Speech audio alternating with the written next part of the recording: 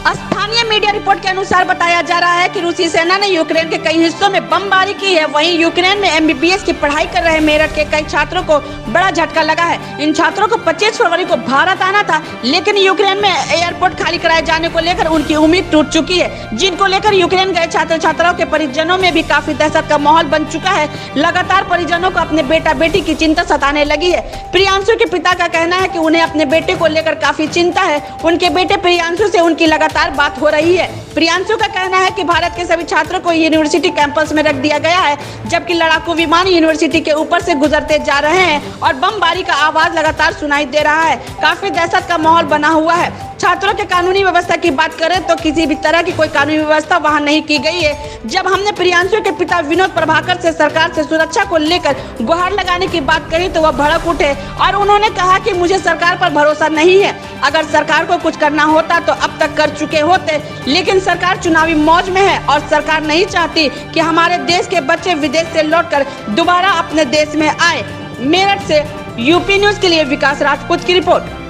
विनोद प्रभाकर जी, जिस तरीके से आपने अभी खबर पड़ी हुई तो आपको पता भी चला होगा रूस और ईरान के बीच में युद्ध हुआ और युद्ध इस समय ज़्यादा गहरा हो चुका है, बमबारी चालू हो चुकी है। जी जी जी आपका सुनने में आ रहा है आपका बेटा गया हुआ है वहाँ एमबीबीएस की पढ़ाई। जी जी जी जैसे ही आपको ये खबर पता चली तो किस तरीके की दहशत है आप में, मम्मी में किस तरीके की दहशत है? देखिए, पिता के मुकाबले मम्मियों में दहशत बहुत ज़्यादा होती है और उन्होंने मेरे ख्याल से खाना भी नहीं खाया अभी तक, तो सुनने के बाद में। और क्या मानते हैं जिस तरीके से युद्ध हो रहा है, आपने किसी प्रशासन से अपने बेटे को यहाँ मेरठ में बुलाने की कोई परमिशन कराई हो या कोई गुहार लगाई हो, बेटे से बात? देखिए, न्यूज के बहाने से खबर पहुंची है, न्यूज के द्वारा, और बेटे से डेली बात अभी 5-10 मिनट पहले भी बात हो रही थी। लगातार बात? हाँ, वो कह रहे हैं कि जो रूस के जेट फाइटर हैं वो खुले घूम रहे हैं यूक्रेन के अंदर और दहशत का माहौल चारों तरफ है। लेकिन डरने की वहाँ इसलिए अभी नहीं, क्योंकि अभी अगर युद्ध मानकों के अनुसार हुआ तो आबादी को खतरा नहीं है। वो केवल सैन्य ठिकानों पर ही बमबारी करेंगे और वो कर रहे हैं। सुनने में ये भी आया है जिस हॉस्टल में बच्चों को रखा गया है, मेरठ के बच्चों को रखा गया है, उसी के ऊपर से रूस के विमान लगातार घूम रहे हैं, बमबारी कर रहे हैं। ये पता चला है कि मतलब हर शहर में ही जो रूस के जेट फाइटर हैं वो आवाजाही कर रहे हैं। किस तरीके की दहशत है वो पूरी दहशत है उनको। और बच्चे जो हैं अपना, जैसे हमारे प्रियांशु अपार्टमेंट में था, नज़दीक आधा किलोमीटर पहले दूर अपार्टमेंट था यूनिवर्सिटी से, तो उस अपार्टमेंट से निकल करके बच्चे जो भी इंडियन बच्चे हैं वो यूनिवर्सिटी कैंपस में जा चुके हैं। तो जिस तरीके से जब युद्ध शुरू हुआ था तो सभी बच्चे अपने देश में वापस आना चाहते थे, लेकिन एयरपोर्ट खाली करा दिया गया, सभी फ्लाइट अभी 25 तारीख का टिकट था उसका भी, तो लेकिन अब एयरपोर्ट भी खाली करा दिए गए हैं और कीव पर भी दहशत का माहौल है। जाम लगा पड़ा पूरी कीव में, लोग घर से बाहर भाग रहे हैं, लोग घरों को छोड़ करके भाग रहे हैं, दूर दूर के इलाके में जाना चाह रहे हैं, जो यूक्रेन के ही लोग हैं।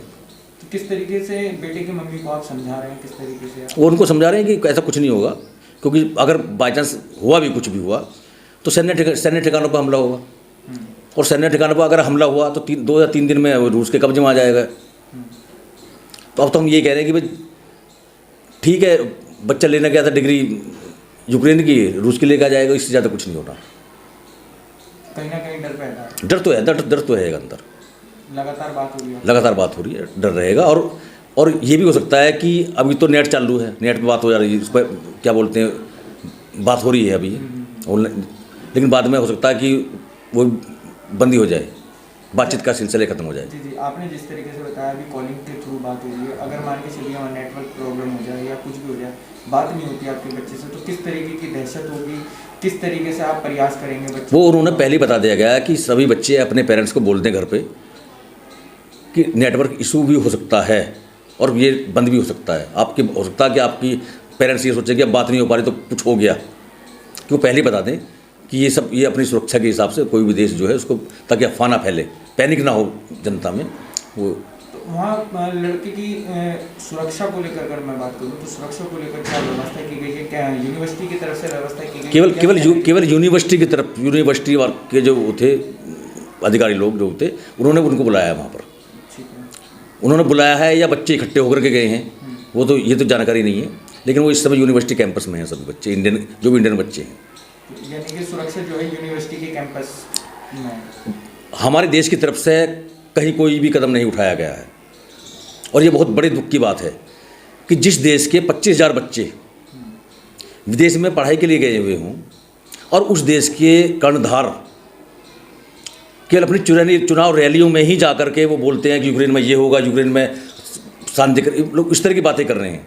उन्होंने अपना कोई उनको बच्चों को लाने की कोई व्यवस्था नहीं की। और व्यवस्था क्या की है?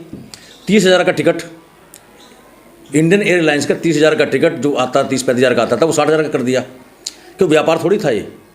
जिन बच्चों को फ्री में लाना चाहिए था, जिन बच्चों को निःशुल्क सेवा देनी चाहिए थी, 60,000 का टिकट कर दिया गया। कोई रईसों के कोई बहुत बड़े रईसों के बच्चे थोड़ी पढ़ते हैं यूक्रेन में।